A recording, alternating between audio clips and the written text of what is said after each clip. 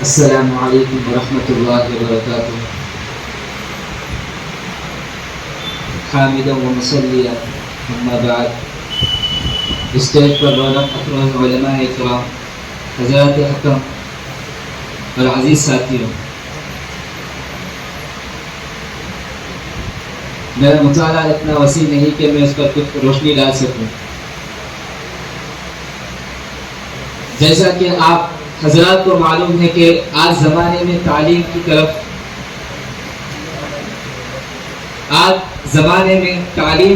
ہر ملک، قوم اور ہر طبقے کی توجہ ہو گئی ہے. اس دور میں کسی قوم اور کسی ملک کی ترقی اسی میں سمجھی جاتی ہے کہ اس کے یہاں تعلیم یافتہ کتنے ہیں. ہر ملک اور ہر گروہ اپنے افراد کو زیادہ سے زیادہ تعلیمی لائن میں لگانا چاہتا ہے اور دوسروں کو اس میدان میں پیچھے ڈھکیلنے میں لگا ہوا ہے. ایک مقابلہ اور سد جنگ کی کیفیت پائی جاتی ہے. موجودہ دور میں اس بات کی بڑی ضرورت ہوتی ہے کہ بتایا جائے کہ اسلام میں علم اور طلب علم کی کیا اہمیت ہے، اور ایک عالمگیر قیادت کا دعویدار ہوتے ہوئے اسلام انسان کی اس فطری تلاش جستجو اور کھوج کے لیے کس قدر مفید ثابت ہوتا ہے.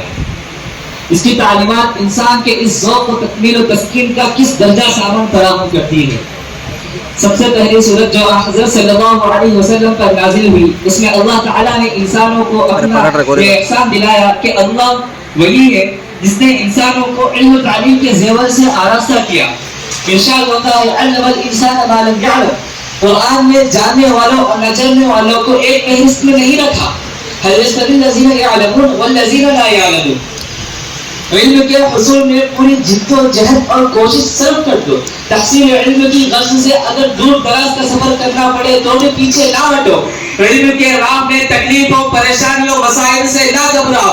میرے دوستو، جس نے رب کے لیے جھکنا سیکھ لیا وہی علم والا ہے، کیونکہ علم کی پہچان عاجزی اور جاہل کی پہچان تکبر ہے. جاہل کی پہچان تکبر ہے میرے دوستو، کیونکہ یہ علم وہ ہے جس نے بربریت کو روکا. یہ علم وہ ہے جس نے حق و انصاف کو عائد کیا. یہ علم وہ ہے جس نے چوری وزنا پر پابندی لگائی. یہ علم وہ ہے جس نے چوری وزنا پر پابندی لگائی. یہ علم وہ ہے جس نے خالد حقیقی کی پہچان کرایا. یہ علم وہ ہے جس نے ظلمت کو نکال کر نور کا راستہ دکھایا. میرے دوستو، علمی مدد پہ ہمیشہ میں چمکتا ہے. علم گرجے جو بادلوں میں تو برستا ہے. علم گرجے جو بادلوں میں تو برستا ہے. علم قلم نہیں صرف زبان، زند پر تلوار بھی ہے. علم قلم ہی نہیں زند پر تلوار بھی ہے. ناصر شہر علم علی کی ذوالفقار بھی ہے. علم نصیب سے آتا ہے پروردگار بھی ہے. علم معلم و عالم کا ابخار بھی ہے. علم عالم و معلم کا ابخار بھی ہے. عزیزان گرام، اسی اسلامی تعلیمات کا نتیجہ تھا کہ مسلمانوں میں علم کے حصول میں مختلف بر اعظم اور ممالک کی خاک کی چھانی طویل سفر طے کیے. مدارس تعلیم گاہیں، تحقیقات مراکز قائم کیے. دارالمطالعہ کتب خانوں کا جال بچھایا اور ساری دنیا میں اپنی علمی برتری کو ثابت کر دکھائے. اسلام نے ان سارے علوم و فنون کو سیکھنے اور حاصل کرنے کی اجازت دیتا ہے، لیکن انسانی بھلائی اور انسانی معاشرے کی فوج و فلاح مد نظر ہو. ساتھ ہی وہ علم و فن اسلامی اصول و قوانین سے متصادم نہ ہو. لیکن ان سارے علوم و فنون کے مقابلے میں اسلام نے دینی تعلیم کو سب سے اہم اور سب سے بڑا فریضہ قرار دیا ہے. یہی نہیں، اور سنیے، حضرت علی نے فرمایا علم ایسا خزانہ ہے جو کبھی ختم نہیں ہوتا. علم سیدھا راہ دکھاتا ہے اور عمل اس کے مقصد تک پہنچاتا ہے. ایک قول کے مطابق حضرت علی کرم اللہ وجہہ کی طرف منسوب علم کی فضیلت کے سلسلے میں ایک اقوال ہے جو واقعے میں علم کی فضیلت کو واشگاف کرتے ہیں.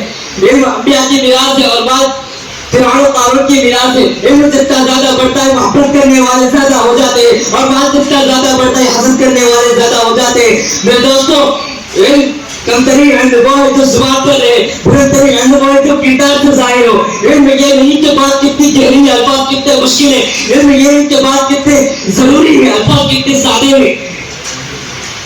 علم کے نقش قدم پر چلنے والے طلباء کرام، علم کی دھن جسے لگی نہیں، تذکر نہیں کہ وہ آدمی نہیں، ادب ہی سے انسان ہے، جو ادب نہیں کہ وہ حیوان ہے.